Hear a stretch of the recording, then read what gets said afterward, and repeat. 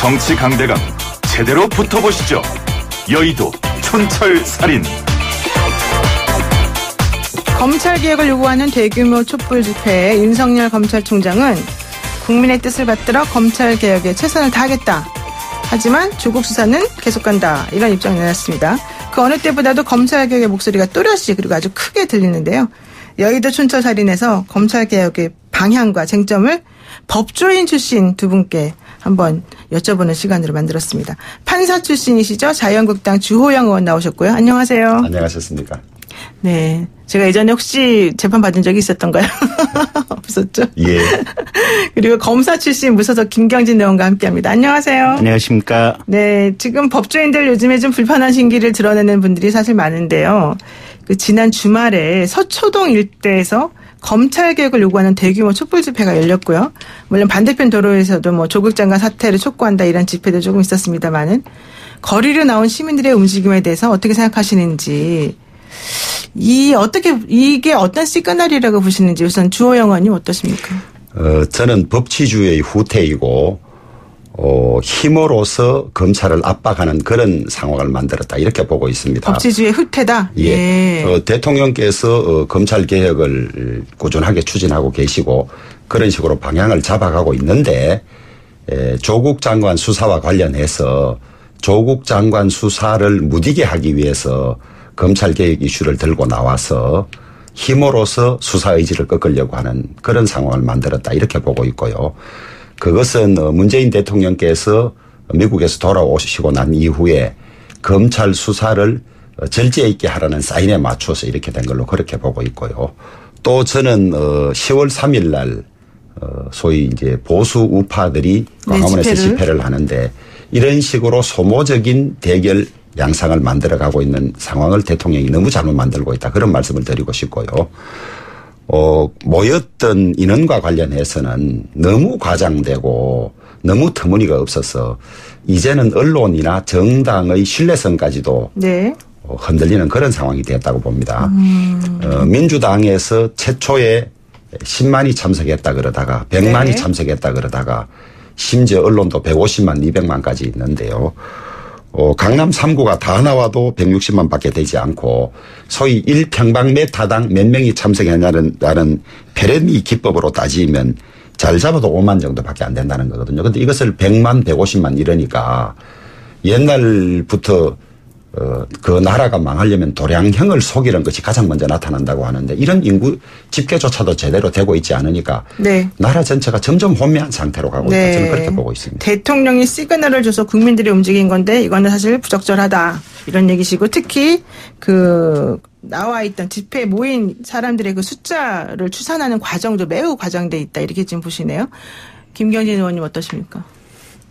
숫자는 잘 모르겠고요. 네. 어쨌든 사람들이 많이 모인 건 맞는 것 같고 이제 그만큼 국민들이 사법개혁을 해야겠다라는 열망이 존재하는 것은 분명한 것 같고요. 네.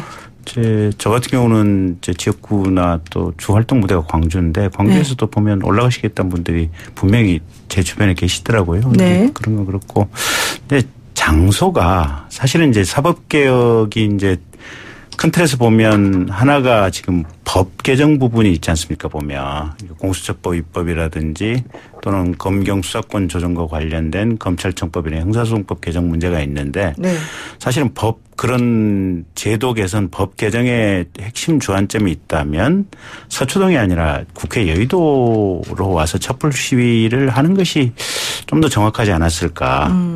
그다음에 두 번째는 항상 이제 매번 정권이 네. 이제 검찰이나 경찰 이런 속칭 권력기관 수사기관의 인사권을 장악을 해서 이 권력의 눈밖에 나는 수사를 하는 경우에는 가차없이 인사로 그냥 날려버리는 것이 이제 지금까지 관행이었고 어떤 그런 과정을 통해서 정권이 검찰과 경찰을 장악을 해왔거든요. 네. 근데 이제 그런 부분과 관련한 어떤 검찰 개혁이 필요하다라고 판단했으면 사실은 법무부 앞에 와서 이제 과천에서 촛불 시위를 하는 것이 이제 좀 더 정확한 어떤 장소 선정이 아니었을까. 그래서 이제 서초동에서 촛불 시위를 한다고 하는 것은 이제 보는 시각에 따라서는 사실은 검찰 개혁을 지금 현재 검찰 스스로 할 부분은 없거든요. 대부분 국회가 하든지 아니면 법무부에 의한 어떤 인사 운영이 이제 하든지 이러면 그 장소 선정은 조금 좀 잘 했어야 되는 것이 아닌가 그런 그러니까 생각입니다. 실질적으로 검찰 개혁을 원한다면 법무부가 있는 과천에서 하던가 하는 게 맞고 국회 앞으로 국회에서 하던 네. 게 맞고 네. 뭐 서초동에서 하는 거는 그냥 조국 수호와 관련돼서 수사에 좀 불만을 드러내는 것을 나타내는 것이다 이런 얘기이신 건가요? 그렇게 생각이 좀 들죠. 좀 든다. 예. 제가 드리고 싶은 말씀은 네. 검찰 개혁을 외치면서 검찰 개혁의 동력을 오히려 소진시키는 결과를 만들고 있다. 순수하게 검찰 개혁만 외치면 될 텐데 네. 조국 사건 수사를 무디게 하기 위해서 검찰 개혁을 내세우니까 외치면서 오히려 그것을 소진시키는 이율 배반적인 결과를 가지고 오고 있다. 이렇게 지적하고 싶습니다. 검찰 개혁을 외치면서 실제는 검찰 개혁을 못하게 까먹고 있다. 본인들 마음에 드는 경우에만 잘한다 그러고 아니면 못하게 하고 이런 식으로 오히려 나오고 있어서 이게 되게 부적절한 것 같다. 이런 말씀이시네요. 그러면은 지금 현재 국민들이 뭐 그렇게 하는 것은 방향이나 이런 뭐 모양새가 좀 잘못됐다라고 지금 생각하시는 것 같은데 그럼 내용을 한번 보겠습니다. 현 정부가 말하는 검찰 개혁의 골자가 결국에는 검경 수사권 조정과 함께 공수처는 그러니까 고위공직자 수사처를 설치하는 이런 문제가 사실은 그 안에 포함이 되어 있고요. 또 그리고 검찰과 경찰의 그런 권한을 조금 조정하겠다 이런 문제도 들어가 있는 거 아니겠습니까?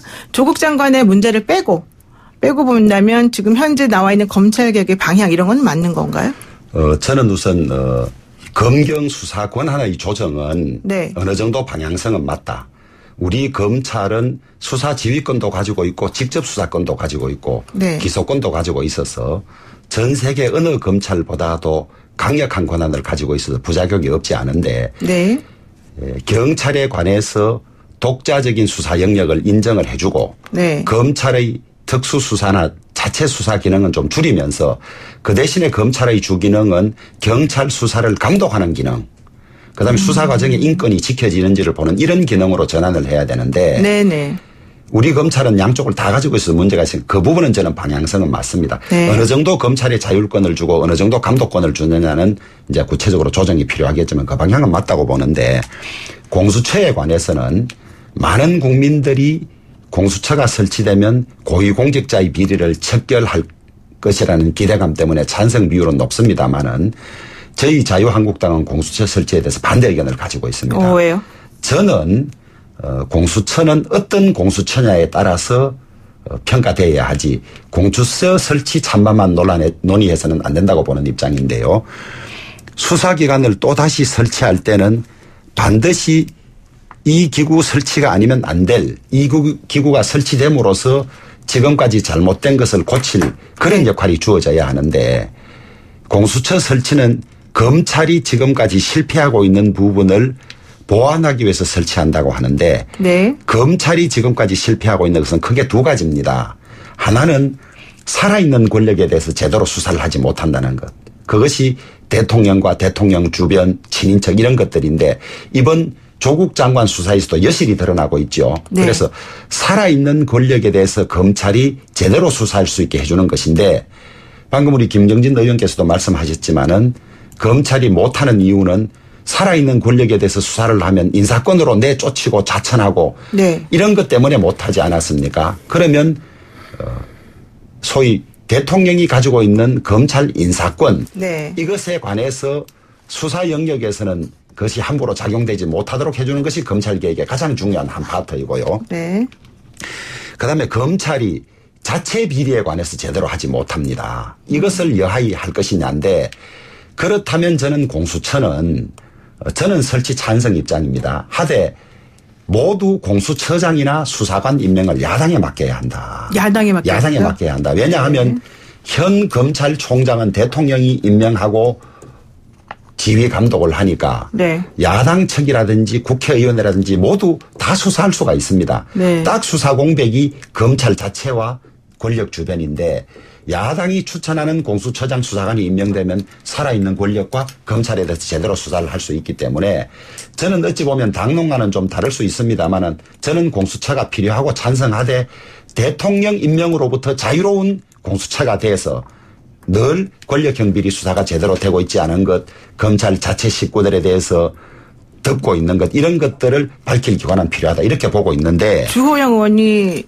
여당이어도 모든 인사권을 야당에 줘야 된다 이렇게 계속 저는 그렇게 될 때 수사를 둘러싼 우리나라의 국력 소모가 없어지고, 야당에 대해서는 검찰이 수사권을 가지고 수사를 하고, 여당이나 실세에 대해서는 공수처가 하면 수사의 사각지대나 수사가 제대로 안 되는 영역이 없어진다고 보고 있습니다. 네, 어쨌든 되게 획기적인 그런 인사권에 대한 말씀이신 것 같아요. 그래서 제가 이 제안을 했더니 2년 전에 우원식 민주당 원내대표께서 맞다, 주 의원 말이 맞다. 그래서 공수처장을 야당이 임명할 수 있도록 하겠다고 교섭단체 대표연설에서까지 이야기를 했습니다. 네. 그런데 지금 패스트 트랙에 나온 법은 전혀 그렇지 않으니까. 그렇죠. 그거는 또 대통령이 또 할 수 있는 뭐 이런 여러 가지가 있죠. 예.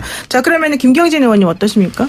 그러니까 이제 지금 검경 수사권 조정과 관련해 가지고는 최근에 이제 대표적으로 왜 고유정 씨 그 첫 번째 이제 아기 죽은 것과 관련해서 그거 경찰이 혐의 없다고 해서 이제 내사 종결 시켰다고 결국은 다시 지금 해서 고유정 씨 범행 아니냐라는 쪽으로 가고 있는 거 아니에요, 보면. 그러니까 이게 사건이 경찰도 오류 가능성이 있고 그러면 이걸 촘촘히 크로스 체크할 수 있는 시스템이 제가 볼 때는 좀 더 강화됐으면 강화돼야지 이게 약화되는 것은 저는 바람직하지는 않다라고 보고 있고요. 그래서 경찰 자율권 또는 경찰에서 혐의 없다고 판단되는 사건에 대해서 그냥 일방적으로 종결할 수 있는, 그리고 사후적 예외적으로 검찰이 개입할 수 있는 그 시스템으로 가는 것은 제가 볼 때는 적절한 방향은 아니다라고 보고 있고요. 네. 그다음에 이제 공수처도 똑같은 문제입니다. 지금 현재의 검찰도 결국은 그때 당시에 권력을 잡고 있는 대통령에 의해서 인사권이 장악되면서 이 인사권에 의해서 검찰 수사가 좌지우지되는 거 아니겠습니까? 그러니까 윤석열 현재의 총장이 과거에 국정원 댓글 수사하다가 그냥 한 방에 날아가서 대구 고검검사로 가서 한 3, 4년을 숨도 못 쉬고 그냥 거기 있었던 거 아니겠습니까, 보면. 작년에 환경부 장관하고 청와대 환경비서관 수사했던 동부지검 검사들 요번 2월달 요번 8월 인사인가요? 인사에서 다 그냥 좌천되고 요번에 그냥 사표 내고 나간 거 아니겠습니까? 그러니까 매번 정권을 가리지 않고 결국은 이 인사권을 통해서 이 정권에 반대되는 수사를 했던 검사들은 다 날리는 경향이 있는데, 그러면 공수처가 들어온다고 했을 때 공수처는 그럼 과연 검찰하고 달리 그러면 또 다른 독자적인 인사 시스템을 어떻게 설계할 거냐. 이런 문제가 하나가 있고요. 두 번째는 이제 최근에는 검찰도 그렇고 경찰도 그렇고 사건을 밝혀내지 못하는 경우들이 참 많습니다.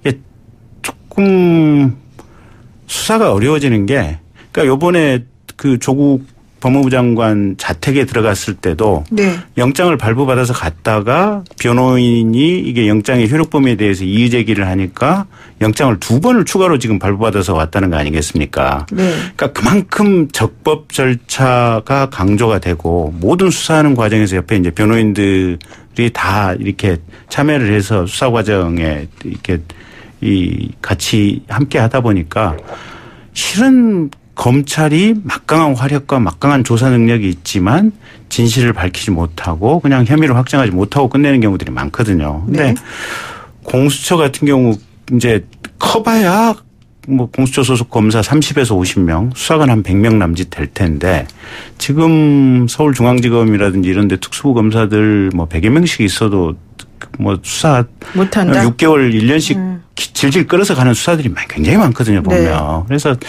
이게 과연 국가 전체적으로 보면 사정 능력과 수사 능력이 이게 조금 더 좀 저해되는 방향으로 가는 것이 아닌가, 그런 우려들이 현실적으로 있는 건 사실입니다. 기본적으로 공수처라고 하는 것이 옥상오게 될 가능성이 있다. 다만 이제 이런 건 있는 것 같아요. 제 판단에 검찰 내부에 비리가 있을 때 그걸 이제 가령 경찰이 적발을 했다고 할지라도 영장이든 압수수색 영장이든 전부 검사를 거쳐서 가야 되지 않습니까? 근데 네. 그걸 검사를 거쳐가지 말고 공수처 검사를 통해서 거쳐가도록 한다면 경찰이 20만이나 되고 자체 정보 능력도 크고 이러다 보니까 그런 경우에 검찰의 비리를 사정하는 이런 범위 내의 효용성을 가지고 공수처를 만든다. 저는 그런 측면이라면 대단히 찬성하는 입장입니다. 네. 그러니까 주호영 의원께서는 공수처 설치는 찬성하긴 하는데 인사권이 이제 사실 가장 문제가 될 것이다라고 말씀하시는 거고, 우리 김경진 의원께서는 수사 종결권을 경찰이 일단 가지는 것부터 조금 문제가 있을 수가 있는 부분이다. 물론 그럼에도 불구하고 크로스로 수사를 할 수 있는 가능성을 열어놨다는 그 측면에서는 다행스럽다 이런 얘기인데요. 사실 공수처에 대한 논의는 98년도부터 있었기 때문에 뭐 이름이 조금씩 바뀌었습니다만은 이번에도 계속해서 안 된다라고 한다면은 너무 이 공수처라고 하는 것에 대해서 좀 이 수사기관들이 싫어하는 거 아니냐 뭐 이런 얘기를 또 해볼 수 있지 않을까 싶어요. 어쨌든 여기까지 하고요. 제가 공수처에 관해서 한 말씀만 꼭 드리고 싶습니다. 네. 문재인 대통령께서 검찰개혁에 관해서 쓴 책이라든지 문재인의 운명이라는 책에 읽어보면 검찰은 임기 후반에는 반드시 살아있는 권력을 잡는다. 그다음에 퇴임 이후에는 더하다. 그래서 이것이 잘 안 되는 바람에 노무현 대통령께서 비극적인 죽음을 선택했다. 이런 시각을 곳곳에 드러내고 있습니다. 네. 그러니까 지금 이 조국 장관 수사를 둘러싸고도 임기 후반이 되니까 검찰이 권력에 들이댄다. 이런 생각을 가지고 있고 이것을 막는 방법이 뭘까를 오래 고민한 것 같아요. 그러면 검찰을 잡고 있을 기관이 필요하다. 그것이 공수처고 공수처는 처장부터 다 대통령이 임명할 뿐만 아니라 지금 검찰은 검사 임관해서 짧게는 10년 길게는 검사장이 되려면 20년 이상 수사 훈련이 되고 이렇게 말하자면 수사 지휘자 반열에 가는데 이 공수처법에 보면 변호사 자격이 있으면 누구나 쓸 수 있게 돼 있어요. 지금 법무부 문민화를 외치면서도 탈검찰을 외치면서도 주로 민변 출신들을 많이 발탁하고 있거든요. 네. 그래서 수사관들이나 검사들을 저희들은 대부분 민변으로 발탁해서 검찰이 권력에 대해서 못 덤비도록 검찰의 부정이나 비리를 찾고 임기 말이나 임기 후를 관리해 가겠다. 저희들은 그것 때문에 집요하게 공수처를 만들려고 한다고 보고 있습니다. 있기 때문에 당은 반대하는 것이고 저는 진실로 대통령이나 민주당이 공수처를 만들려면 검찰이 잘못하고 있는 것을 고칠 수 있는 그런 장치, 야당이 임명해서 청와대 수사에 성역이 없도록 하고 인사 때문에 수사를 못하는 일이 없도록 하고 그다음에 검찰을 볼 수 있는 이 기능을 갖출 때 저는 오히려 그런 기구는 필요하다. 진정 공수처 우리나라 사법체계를 바로 잡으려면 야당이 다 임명해라. 우리 야당으로부터 다 수사받겠다. 이래야 되는데 네. 지금 3년이 다 되어 가는데도 청와대 특별감찰관조차 임명하지 않고 있어요. 그러니까 의도가 명백히 드러난다고. 지금 선진화법에 올라가 있는 안들은 지금 주호영 의원이 말씀하신 안하고 조금 성격이 다른 것처럼 내용이 다른 것으로 좀 보이죠. 예. 그런데 어쨌든 그럼에도 불구하고 지금 검찰에 대해서 생각하고 있는 것은 검찰은 딱 임기 초기 대통령의 임기 초반에는 죽어있는 권력, 지난 정권의 죽은 권력을 수사하고 그리고 현재 대통령의 임기가 이제 점점 나중으로 갈수록 살아있는 현 정권을 향해서 칼을 휘두른다. 이제 이게 바로 대통령의 시각인 것이고 이것 때문에 지금 공수처 설치가 조금 오히려 왜곡될 수 있다. 이런 얘기를 하시는 것 같아요. 그렇습니다. 김경진 의원님 할 말이 하시면. 근데 그거는 어떻게 보면 당연한 것 같아요. 왜냐하면 집권 초기에는 사실은 부정비리가 잘 없어요. 보면. 집권 초기에는. 네, 조금 하면서 그 과정 속에서 이제 부정비리가 생기다 보니까. 네. 그리고 검찰도 이제 정보 수집을 하는 경우도 있지만 대체로 이제 투서라든지 신고 이제 또는 어떤 공익 제보 뭐 이런 것들에 의해서 수사가 시작되는 경우가 많은데. 네. 사실은 살아있는 권력에 대해서는 공익 제보나 신고가 그렇게 많지는 않죠. 이제 권력이 끝나고 났을 때 이제 그런 자료 확보라든지 신고들이 많아서 그건 어쩔 수 없는 측면들이 있어요. 네, 그렇군요. 지금 알겠습니다. 여기 050도 쓰시는 분께서요. 공수처 만들면 정치검사 또 만드는 거 아닌가요? 또한 사람 성향상 고위 간부를 감사하는 공수처에 들어가는 검사나 수사관들은 스트레스가 엄청 많을 것 같고 오히려 더 문제점도 발생할 수 있을 것 같습니다. 또 이런 의견 주시는 분들도 계시네요. 네, 일단 여기까지 하고요. 오늘 3부는 조금 마치고 그다음에 4부로 저희가 다시 돌아오겠습니다. 두 분과 함께 더 뜨거운 4부 토론 기대하겠습니다.